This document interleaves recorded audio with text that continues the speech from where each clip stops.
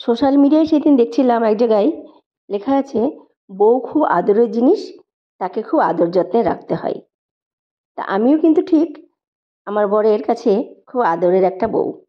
যদিও অনেক বুড়ো বউ, তবু কিন্তু খুব আদরের বউ।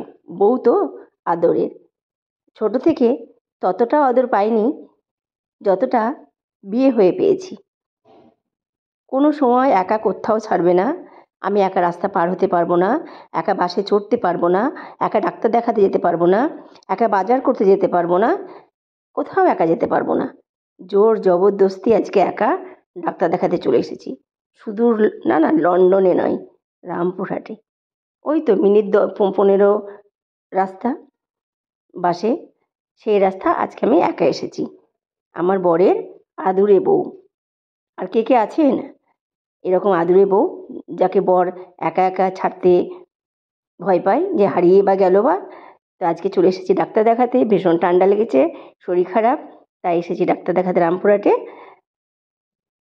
তো মনটা একটু খারাপই লাগছিল, যখন যেখানে যাই সাথে করে যাই। আজকে একা একা এসেছি, কি জানি কত রাত হবে, আবার ডাকতে হবে নাকি বাড়ি থেকে, তাহলে তো আবার বলবে দেখলে তো আমি আসিনি বলেই। কত রাত্রি হলো, একাই কী করে যেতে, নাকি গাড়ি পাঠাবে না কি করবে, নানান চিন্তা করতে করতে যাই হোক ঠিকঠাক মতো ডাক্তার দেখানো হলো। এবার ডাক্তার দেখিয়ে বাড়ি ফেরার পালাও এলো। তো ভাবলাম ছোট্ট একটা ব্লগ করেই নিই আর আপনাদেরকে জানিয়ে দিই। বর বলেছে কিন্তু যে অবশ্যই বাসে এসো, ঠান্ডা লেগে যাবে, অটো করে এসো না। কিন্তু আমি এসেছি অটোতেই, আপনাদের জানালাম, বলবেন না কিন্তু।